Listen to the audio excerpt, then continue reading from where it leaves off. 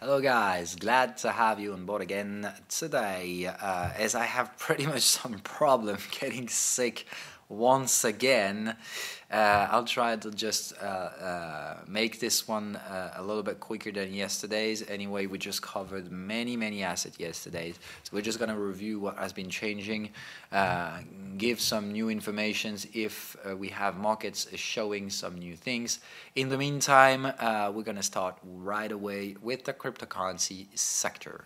Nothing has changed. Yesterday remained a bullish close, but we didn't manage to close at the high of the candle, even though we've been managing to close at a higher high, to close higher than the previous day high, which still remains a great sign. But in terms of low volatility context and price action narrowing and volume just dropping down, this basically says that it is not really something interesting. What we need to look out for is 2 days in a row with volume higher than 20-day average, heading to break that resistance we have in 6,800.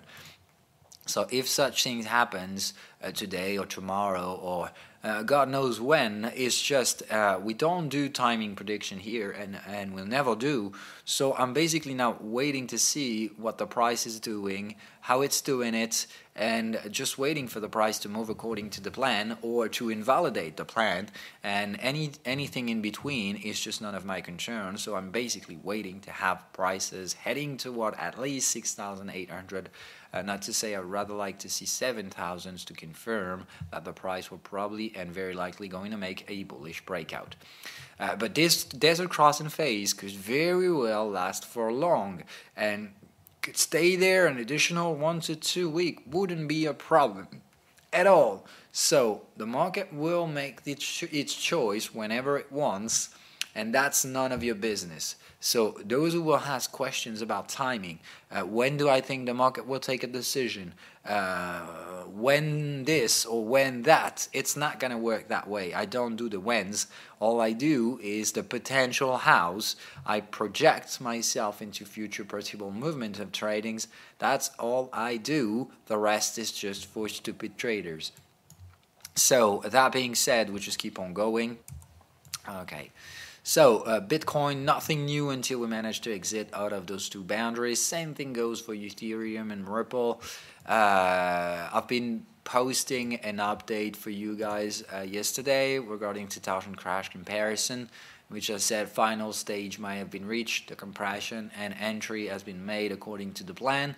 So I'm just letting that scenario following through. You know what I think. It's speculative, so if you make anything different than a buy and hold scenario in here, you're just totally out of context. If you do follow me blindly, first of all, I don't recommend you to ever do that, neither with me or anyone else available out there. You don't just try to copy somebody because it's sharing its trade for free.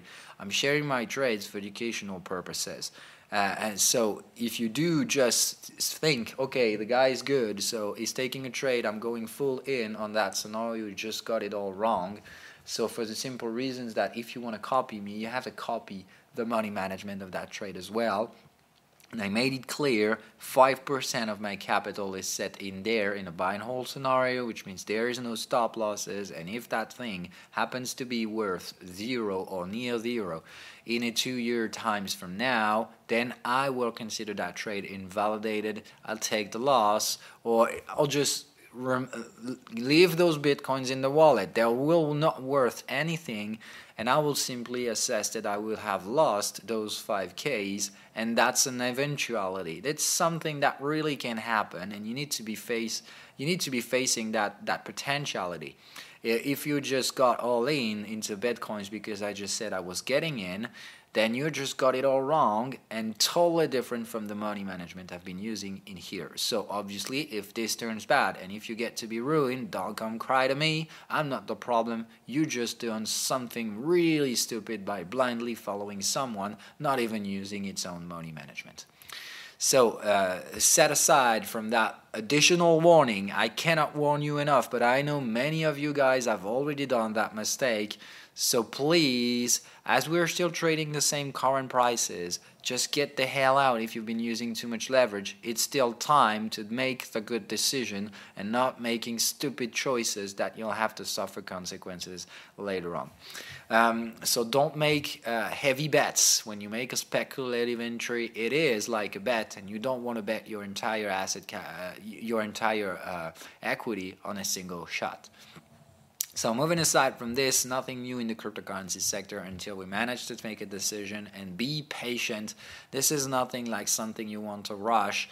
Anyway and anyhow, this is a scenario that will take months and years to reach out to targets. Obviously, there will be swings in between, so there will be things to trade, but we're talking about a scenario that is a yearly kind of scenario. So even those swings will take quarters to take place. So whenever you take an action, be aware that the next action probably is going to take months to get to reach out to.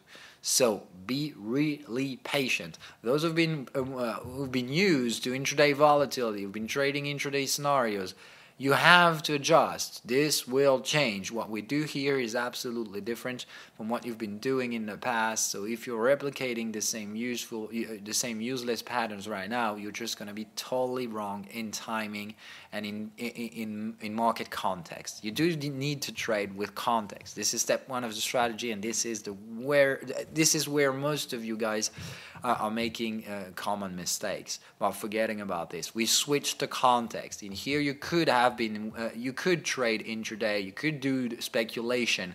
Right now, you can no longer speculate. All you can do is a buy and hold. So if you're applying speculative trading strategy in here, you're just gonna be flushed out. Now we're good. So I'm going to switch to other asset classes. I'm not going to cover up the US indices for simple reasons. I've been telling you about that yesterday. We've got catalysts coming tomorrow and on Thursday, and the market will probably wait for those to come and basically may just try to retrace in between, see and test a few resistances, and then we'll see if those resistances are holding or not. So until further notice, I'd rather like to save my time rather than just replicating what I said yesterday. So nothing new today. We managed to find some kind of bottoms yesterday. We made a little shadow candle stabilizing out of 23% retracement on the NASDAQ. So I think in a technical perspective, the NASDAQ definitely is the cleanest one we have available out there. So I suggest today we're kind of trying to neutralize, eventually breaking yesterday's high, trying to retrace a bit, probably 50 to 61% retracement. Probably going to have to find some sellers again in those prices. What I care about is this. Gold market obviously made a nasty candle yesterday, closing not at the low, but clearly on the lower boundaries of that candle. So it's a bad choice. But what we can see in here is that this is just following through from a range who's been just ported down. So if you take that range in which we've been accumulating for a bit, if you take that price area, which is basically broke it down, reported to the downside. So clearly, for now, just a range, stupid kind of breakout. So nothing you want to blindly follow, thinking that this thing will collapse. It is just a damn breakout in a range because the price has been accumulating in there for a while. It's been breaking down, so everybody has been triggering stop losses and blindly following the stupid trend. As there is no trend, we're still inside a fucking range. So wait the damn... And there is nothing to do unless we manage to install prices below $1,170 with daily candle closes. This is where will be massively problematic pricing.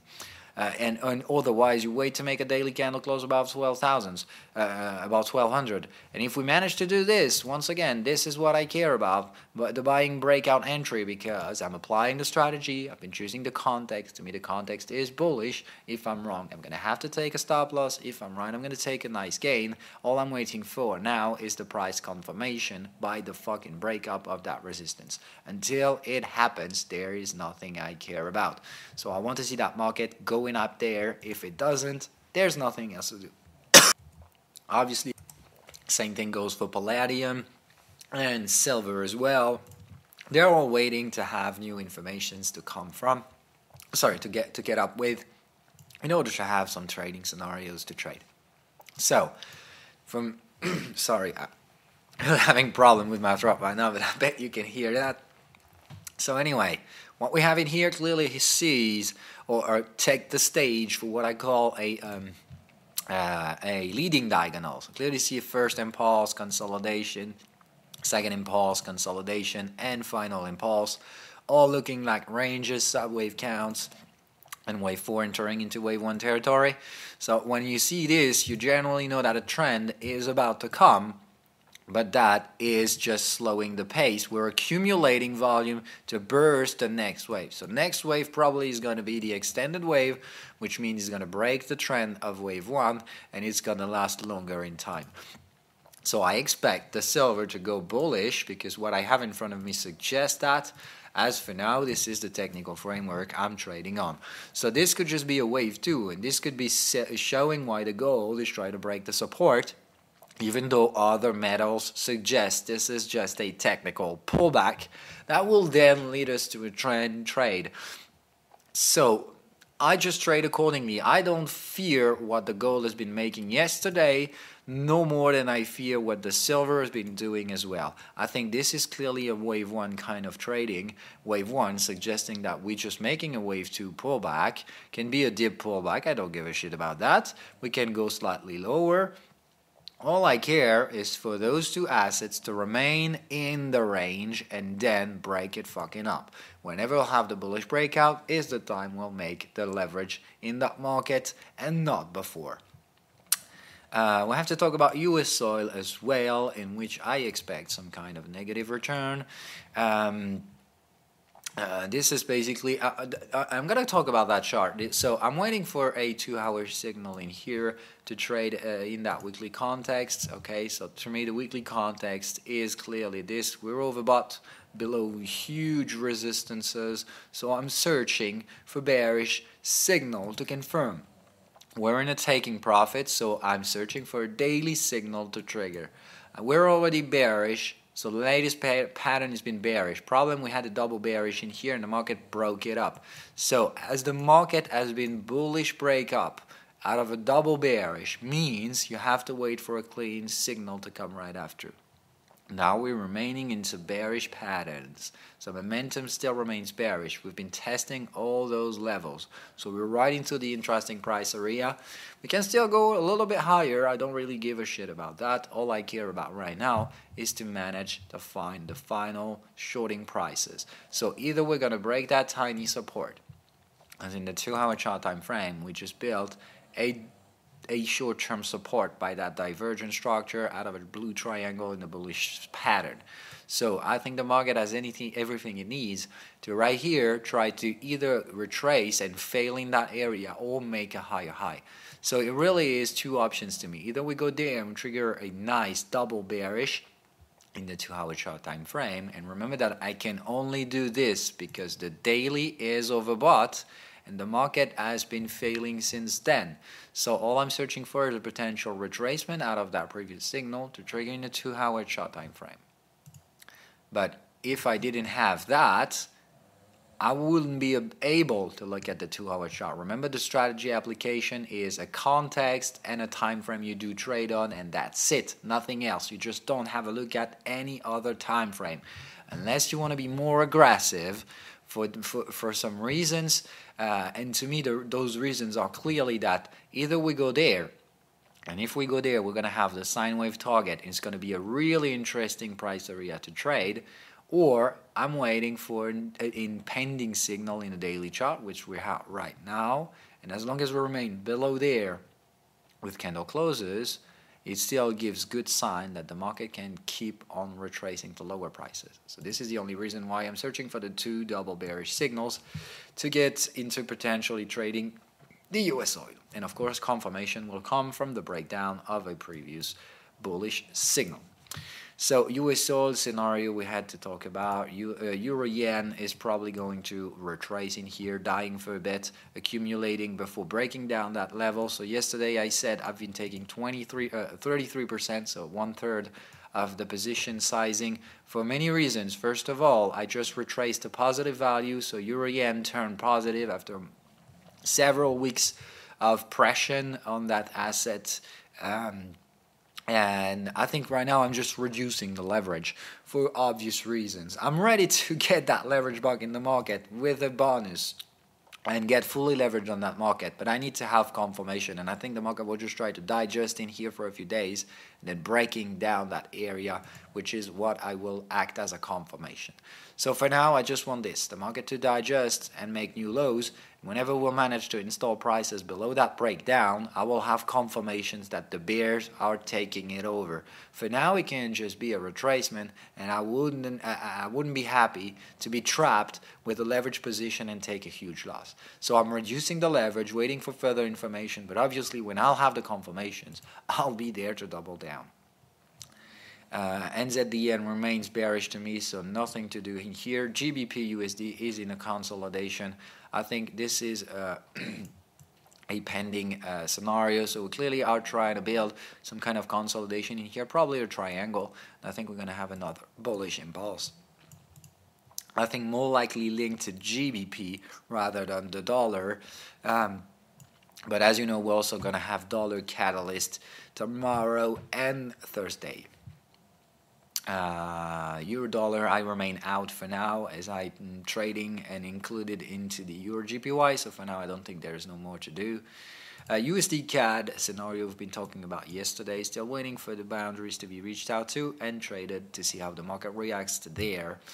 Other scenarios are just worthless despite the damn good AUDNZD. I was so pleased to see that news tonight when I woke up to this morning, to have that alert right on my phone.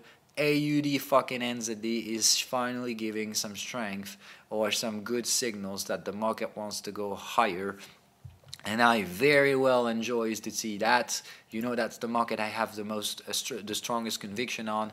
This is obviously the one I have the biggest leverage on as well. So I wanted this market to confirm, and it just probably did. So we need to have that candle to confirm. So really we need to hold the close above that price to get the final reinforcement. That was the scenario. Until we manage to make a daily candle close there, it remains 4 to 5, which means leverage, okay, but not maximum leverage yet. It's when we'll manage to make that daily candle close that the market will probably going to have to surge afterwards. So this one really good news, but still needs a little bit of spicy confirmations tonight to just make sure that this is okay before putting the final maximum leverage on that scenario. That being said, we're going to have a look at the overall yen scenario. Yesterday we've been breaking the resistance. We made a double bearish in here. We've been breaking it up. So remember, once again, we were searching for bullish entries in that area. Didn't find a double bullish signal, but we did break a double bearish, which is a confirmation as well. When you are searching for bullish entries, breaking a double bearish is a signal. It's a breakout signal, which means normally the price will do this. Take the signal, go to the lowest close, and generally you'll have profit taking near that area. So this is what we've had. Market has been breaking. We'll probably take the profits in that area, retrace to test the support, and then we're probably going to have some interesting prices to buy on GPY. So this is what I forecast for, to just go there, test the support, act as a support right now, and then trend will install in the GPY. So we're still early stages of the trend, but this tends to confirm what I wanted, which means bulls are slowly but steady taking it over bite by bite. Apple, we're gonna have to talk about this one real quick. I know some of you guys want to hit the trigger as fast as possible. It is worst case scenario if you do that. You really want to wait for price confirmations, and as I said, and I stand on this, it doesn't happen until we get back to that support area, We want to have lower volatility boundaries reached out to again, and for so far we don't. So if you are triggering too early, you're gonna take a big loss, because this is a market that can pretty much recover in 2 or 3 days and make new historical highs on the road. So you don't want to be messing around with here. You just want to be patiently waiting. Does it really change a lot to get trading bearish in here or in here? No, it doesn't. So just wait for the pattern to complete and make sure you've been reducing the risk enough to get into that trade. General Electrics, this scenario has been confirming by another bullish trading yesterday, closing at the high. This market clearly, literally wants to go to the targets. And I think we're searching for resistances right now, and I think those are very less probability to make it. So latest double bearish was in here, and I think the market will go there and try to slightly slip below and beyond, above and beyond that resistance to reach out for potentially this area in 23.6% retracement. So this really is where you want to secure the gains and lock the first speculative entries to take some cash out to go fully leveraged on a wave 2 pullback. So gold we've been talking about, the bond market as well, bullish. I remain bullish on the 10-year Germans. I don't do this, I don't buy the 10 years American yields, but I just let them go to the target, and eventually gonna try searching for bearish entries this time. So I was bullish on that market, but now I'm switching to searching for bearish trades. Just want to do it by a failed breakup in here. So I think the market is ranging. The trend part really was there, so that breakup is absolutely something I want to trade to build a range. So it really suggests this will be the mid part of a range, okay, as we broke that area. So I'm looking for the potential higher boundaries of that range to try shorting. So this is where I'd like to sell the 10-year yields for multiple reasons. We got multi-clusters in here, and I want to trade that price area. So I'm waiting to let those yielding rising slowly but steady, heading to the 3.40 area. Jump bonds, I'll keep on selling. They remain bearish. We've made a candle close below the support, so this is the worst ever for a bond market.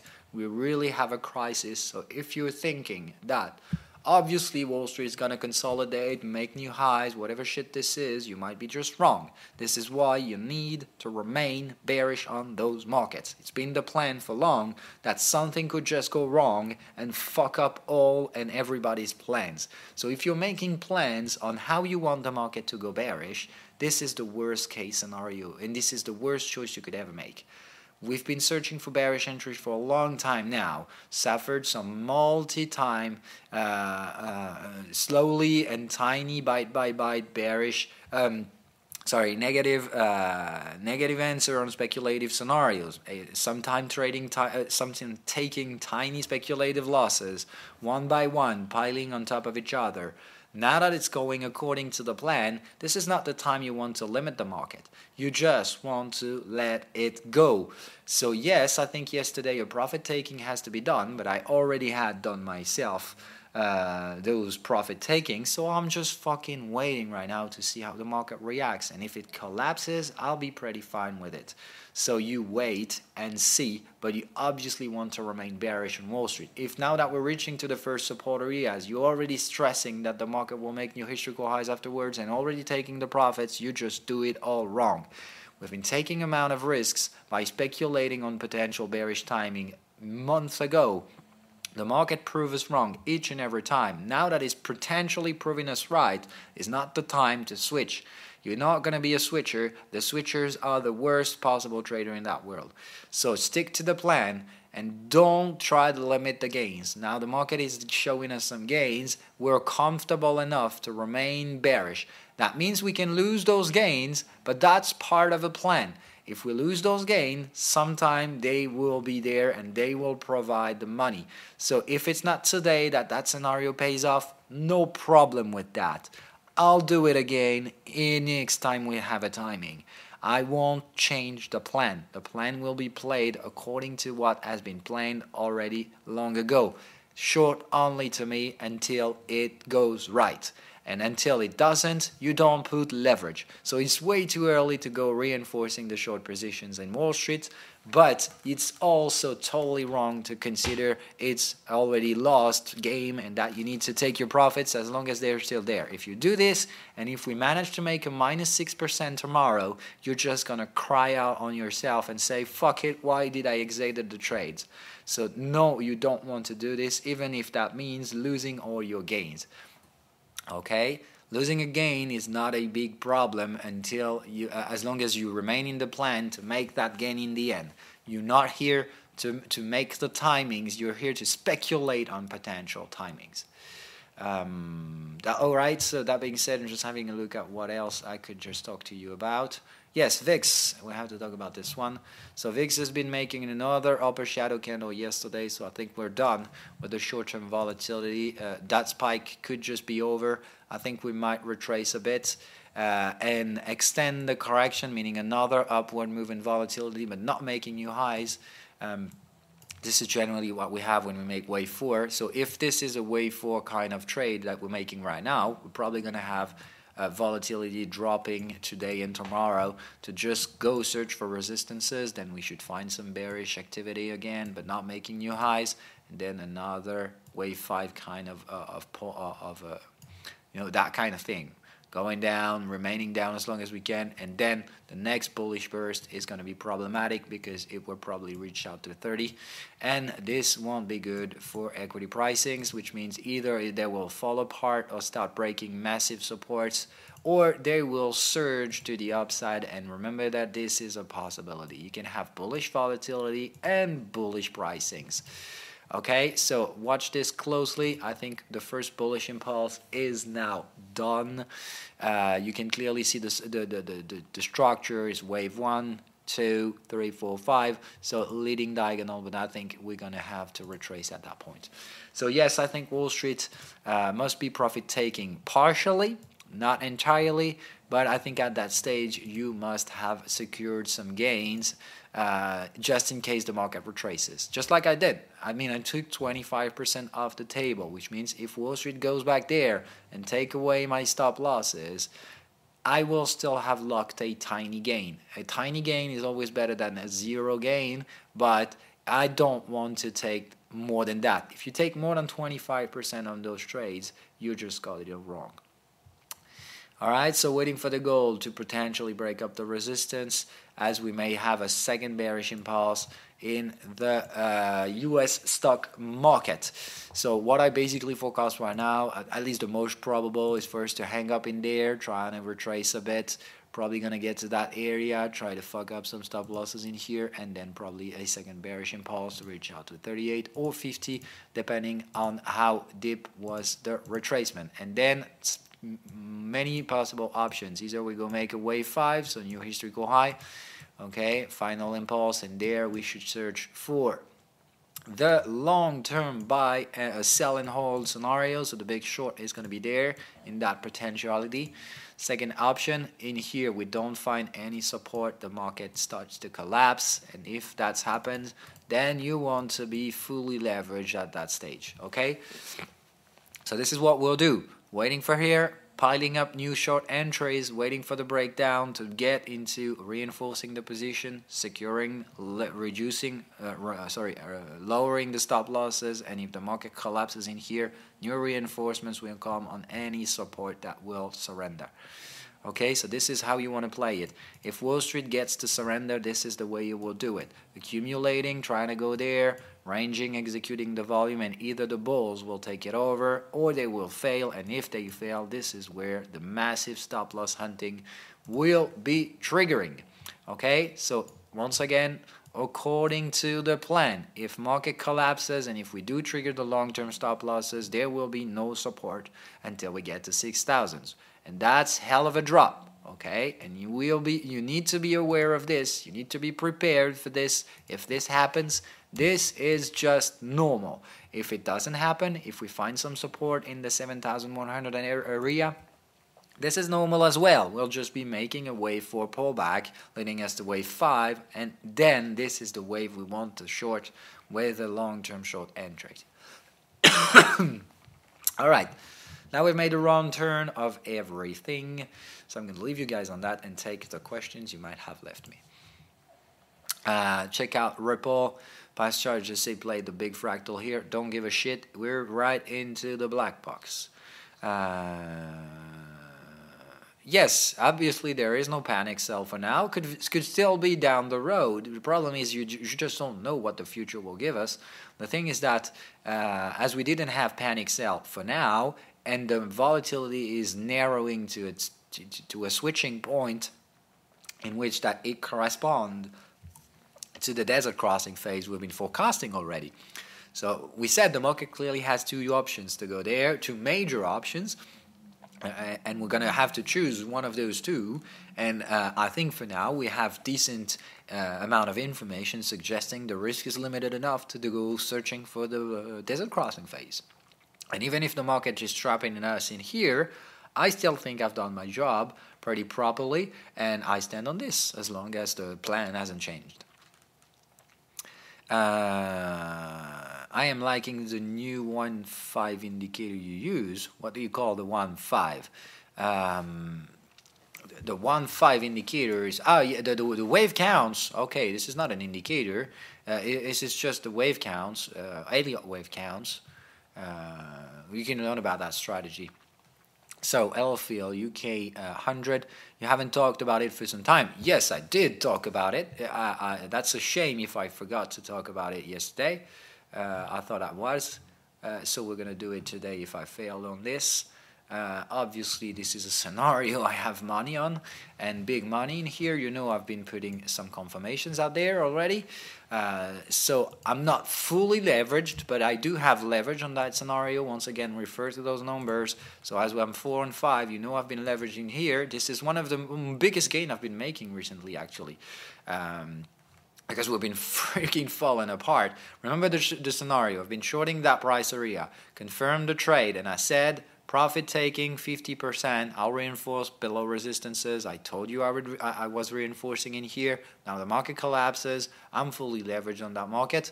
I'm just waiting for the next supports. So I think this one's just going to break through without problems. Question is, how deep can we go? We do have a bearish trend. We can just range that price area in here for a bit, or we can just collapse. That wouldn't necessarily be the big of a surprise. So if we go collapsing in here, I see no reasons for us to stop until we get there. As I said, I think GBP/USD is going to find some support. So GBP is going to be more expensive, and that could be that could fuel a falling market in the GBP area. So could very well be there. No problem with that. This is not a big deal in here. I mean, we're not talking about 30% drops like it would be the case in the US. But I think the UK economy can make a -10 in a few days, in just a few days, and trigger some other panic selling into Wall Street. Okay, so I think Wall Street best case scenario for the bulls is just to consolidate into bearish impulses. Worst case scenario for them, we just don't find any support and things just start falling like a falling knife. All right, so just do it that way. But obviously, I do trade FTSE, and you know about this. Okay, it's not. Sometimes I can make some tiny mistakes in those shows because I have lots of things to say, and I can concentrate myself into some specific areas, forgetting others. But this is why we've been introducing those numbers, those confidence index. So obviously you knew the FTSE was already leveraged and confirmed. So I do have pretty damn exposition on that, on this one in the portfolio. All right, thank you guys. So see you later. Bye bye.